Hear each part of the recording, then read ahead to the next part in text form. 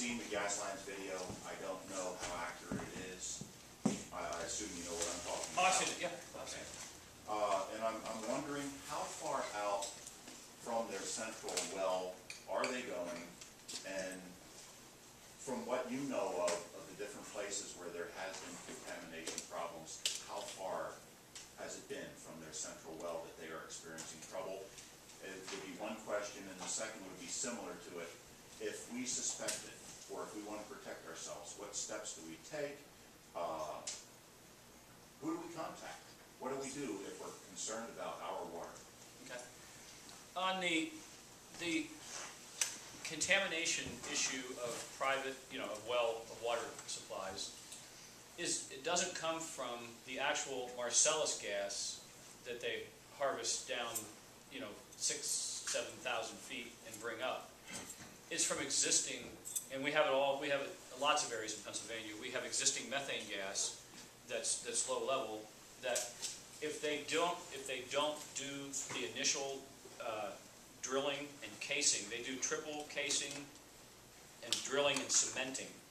If that is done improperly, then the gas can migrate through existing fractures just from low level into water supplies. So I don't think I've not heard anyway of documented cases where it's the actual Marcellus gas that they're bringing up that then migrates. It's existing gas that we have in Pennsylvania. Well, it's not just the gases I'd be concerned with. It's the chemicals that are showing up in the water that are the same chemicals that they use for the fracking process. Well, and that's what that casing, again, that's what that casing mechanism is. The triple casing goes down like 500 feet below where our water supply and everything that we do exist, which is in the first 500 to 1,000 feet.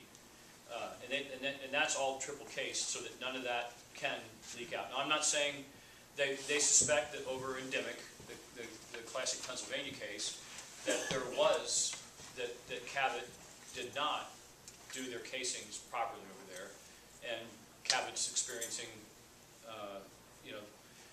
DEP's, Secretary Hanger's.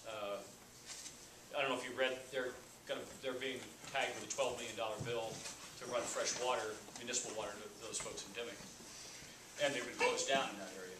So I'm not saying that this is foolproof. If you do have, how close are you to any drilling that's going on? Well, we're expecting that a well will be going in probably within 1,500 feet of our home.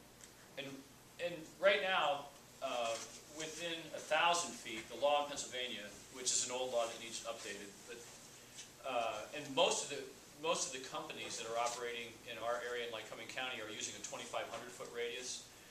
Before they drill, they come out and they'll do a water test. Trust me, it's not to protect you. It's to protect them. They're about making money and protecting themselves. They're not our friends. They're companies that are here to make money. But they come out and they'll do a pre-test of your water, and then they do post-test after they're drilling. And again, that's to protect.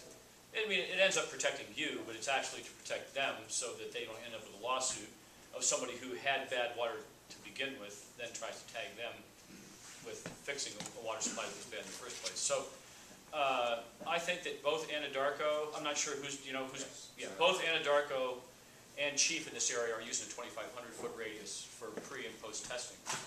And to answer your question, the Penn State has a good website that talks about private water supplies.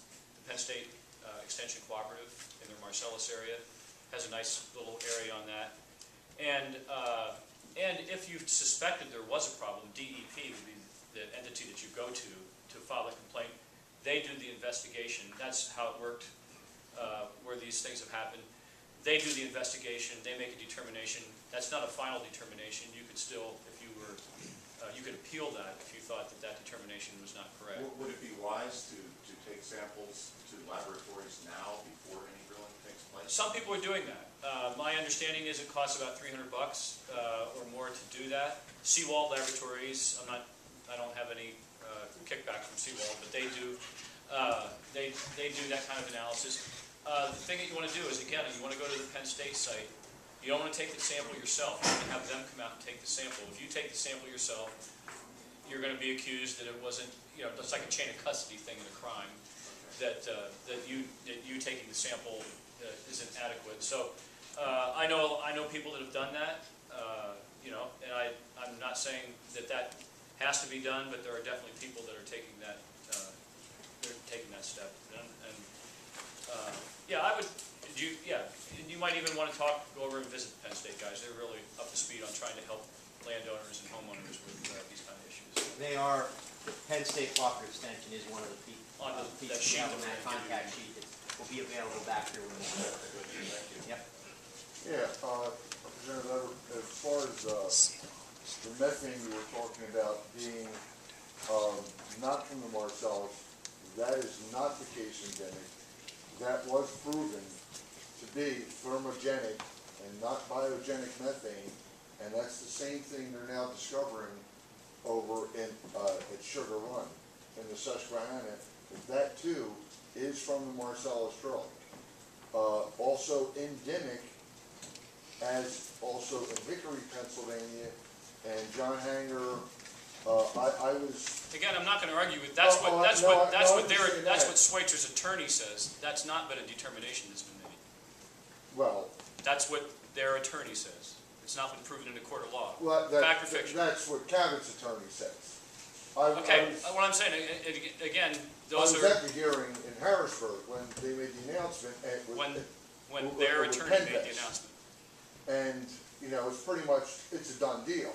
But what I'm saying is, I saw Secretary Hanger's evidence that night in Dimock, that day in Dimock when he made the announcement, and he showed, you know, as he put it, Exhibit 1, Exhibit 2, Exhibit 3, and there, it was also under a peer review. The study was peer reviewed, and they agreed with them. So far, the only study that doesn't agree with them is Cabot's. This is exactly the argument I'm not having tonight. I don't have a dog in that fight. I don't represent those people, and that's not what this meeting's about. This meeting's about the people that live here in Pine Creek, not in Dimock and someplace else, okay? Well, that's, you know, we do this in Harrisburg. I give you plenty of time to talk to me. I know you do. Okay?